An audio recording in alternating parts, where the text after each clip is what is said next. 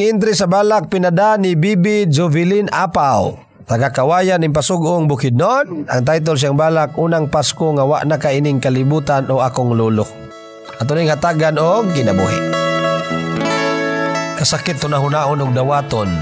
Ang apuhan kong mapinanggaon ni pahuway na sa dayon. Di naangay pang sa mukod.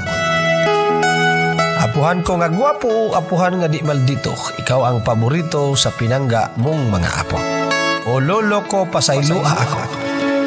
Sa akong mga sa nga nakadim. Hinaot sa imong pagbiya ka na mo, imo na kaming napasaylo. Salamat sa tanang panahon o higayon.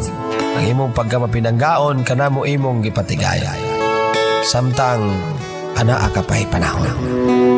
Entry ni Bibi Jovelyn Apaw, Kawayan ni Pasugong Bukidnon. Unang Pasko nga wa na kaining kalibutan o akong lulo. Entry sa balak writing contest sa tudling sa mga garay.